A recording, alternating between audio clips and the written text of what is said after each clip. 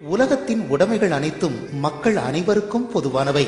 அவற்றை காலப்போக்கில் சில வசதி படைத்த மனிதர்கள் தங்கள் தனி உடைமையாக்கிக் கொண்டனர். தொழிலாளிகளின் உழைப்பை சுரண்டி முதலாளிகள் வளர்கின்றனர். அதனால்தான் இருப்பவர்கள் சிலரும் இல்லாதவர்கள் பலருமாக சமுதாயம் மாறி வருகிறது. இந்த நிலை மாற வேண்டும். அதற்கு முதலாளிகள் இணங்க மாட்டார்கள். ஆகவே தொழிலாளிகள் ஒன்று திரண்டு போராடி புரட்சி செய்து தங்கள் உரிமைகளை பெற வேண்டும். இதுதான் பொது உடைமை கொள்கை. இந்த சித்தாந்தத்துக்கு செயல் வடிவம் கொடுத்த ஒரு மாபெரும் புரட்சிக்காரரை தான் நாம் சந்திக்கவிருக்கிறோம். அவர்தான் ஜெர்மானிய தாடிக்காரன் என்று அறிஞர்களால் மரியாதையுடனும் நேசத்துடனும் அழைக்கப்படும் கார்ல் மார்க்ஸ். 1818 ஆண்டு மே மாதம் 5ஆம் தேதி ஜெர்மனியில் பிறந்தார் கார்ல் மார்க்ஸ். அவரது தந்தை ஒரு வழக்கறிஞர். குடும்பம் வறுமையில் வாடினாலும் மார்க்ஸை சட்டம் படிக்க வைக்க வேண்டும், அதன் மூலம் வறுமையை போக்க வேண்டும் என்று தந்தை விரும்பினார். மார்க்ஸின் பெற்றோர் சமயத்தில் அதிக ஈடுபாடு கொண்டவர்களாக இருந்தாலும் மார்க்ஸுக்கு மதம், இனம் ஆகியவற்றில் பற்று இல்லை. மத தலைவர்களின் போக்கினை வெறுத்த அவர் மதத்தால் மக்களுக்கு நன்மை எதுவும் கிடைக்காது என்று நம்பினார். இளம் வயதிலேயே அவருடைய சிந்தனைகள் புரட்சிகரமாக இருந்தன. தன் தந்தையின் எண்ணப்படியே 17வது வயதில் பான் பல்கலைக்கழகத்தில் சட்டத்துறையில் சேர்ந்தார் மார்க்ஸ். ஆனால் வரலாற்றிலும் தத்துவத்திலும் அவர் கவனம் திரும்பியது. நிறைய தத்துவ நூல்களை வாசிக்க தொடங்கினார். அவர் மனத்தில் பொது உடைமை தத்துவம் வேர்விடத் தொடங்கியது. தனது பொது உடைமை கருத்துக்களை துண்டு பிரசுரமாக வெளியிட்டு பல்கலைக்கழக மாணவர்களிடம் பரப்பினார். பல்கலைக்கழக நிர்வாகம் அவரை கண்டித்தும் அவர் தொடர்ந்ததால் வேறு வழியின்றி அவரை பல்கலைக்கழகத்திலிருந்து வெளியேற்றியது. சட்டத்தை ஏற்கனவே விரும்பாத மார்க்ஸ் பின்னர் பெர்லின் பல்கலைக்கழகத்தில் சேர்ந்து தத்துவம் பயின்றார்.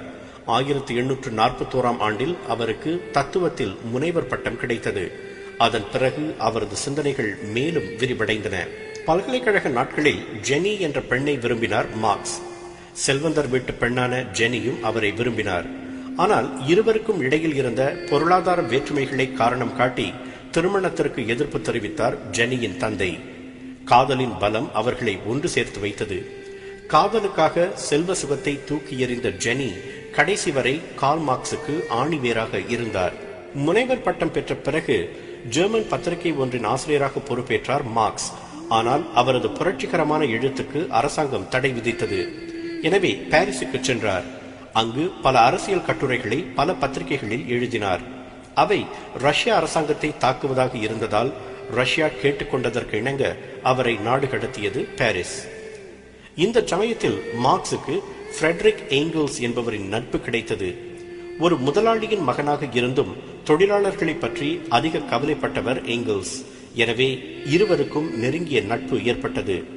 தொழிலாளர் நலனை மேம்படுத்த மார்க்ஸும் ஏங்கல்ஸும் திட்டம் தீட்டினர். தொழிலாளர்கள் தங்கள் உரிமைகளை எப்படி போராடி பெறுவது என்பதை விளக்கும் துண்டு பிரசுரங்களை பொது உடைமை அறிக்கை என்ற பெயரில் இருவரும் வெளியிட்டனர். அதில் முதலாளித்துவ சமுதாய அமைப்பினை வன்முறை புரட்சிகளால் உடைத்தெறியுமாறு தொழிலாளிகளுக்கு அறிவுறுத்தினார் மார்க்ஸ். 1847 லண்டனில் தொழிலாளர்கள் மாநாடு ஒன்று நடந்தது.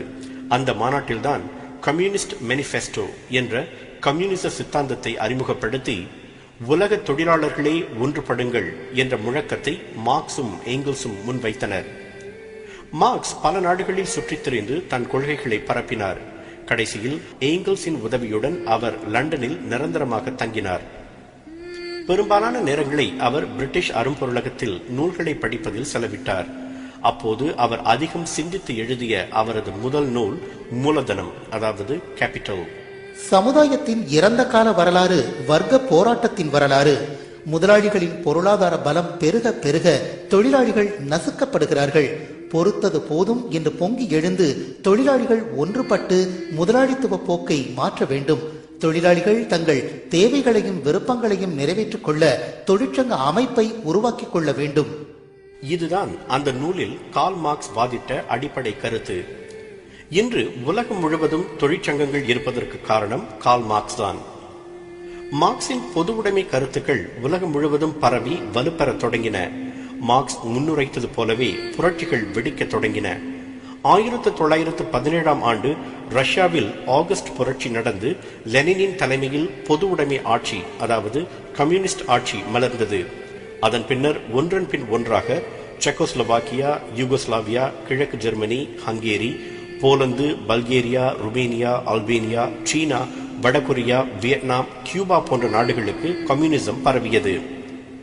உலகம் ஓய்வு பெற வேண்டும் என்று உழைத்த மார்க்சின் குடும்பம் வறுமையில் உழன்றது. பணக்கார குடும்பத்திலிருந்து வந்தும் தனது கணவரின் கொள்கைக்காக அனைத்தையும் துறந்த ஜெனி தாங்கள் அனுபவித்த வேதனைகளையும் தனது மகளின் மரணத்தையும் டைரியில் குறித்திருக்கிறார் இவ்வாறு. எங்கள் குட்டி தேவதை பிரான்செஸ்கா மார்பு சளியால் 3 நாட்கள் மூச்சு திணறி இறந்தாள். எங்களால் ஒன்றுமே செய்ய முடியவில்லை. அவள் பிறந்த போது தொட்டில் வாங்க கூட எங்களிடம் காசில்லை. இறந்த போது சவப்பெட்டி வாங்க கூட காசில்லை. மார்க்ஸ் என்ற மாமனிதனுக்கு தூணாக நின்ற ஜெனிக்கு புற்றுநோய் ஏற்பட்டது. அவருக்கு மருந்து வாங்கக்கூட முடியாமல் தவித்தார். உலகம் ஓய்வு பெற வேண்டும் என்று கனவு கண்ட மார்க்ஸ் ஜெனியையும் மரணம் கொண்டு போக நிலை குலைந்து போன மார்க்ஸ் 2 ஆண்டுகளில் 1883 ஆண்டு மார்ச் 14 இவ்வுலகை விட்டு பிரிந்தார். பாட்டாளிகளை அவர் அன்புடன் காம்ரேட்ஸ், அதாவது தோழர்களே என்றுதான் அழைத்தார். இன்றும் கூட தொழிற்சங்கங்களில் அந்த சொல் பயன்படுத்தப்படுகிறது. பொது உடைமை கொள்கையில் அடிப்படையில் எந்த கோளாறும் கிடையாது. கம்யூனிசத்தின் இன்றைய அழிவிற்கு அது நடைமுறைப்படுத்தப்பட்ட விதம்தான் காரணமே தவிர அதன் அடிப்படை நோக்கங்கள் அல்ல. அந்த நோக்கங்கள் உயரியவை.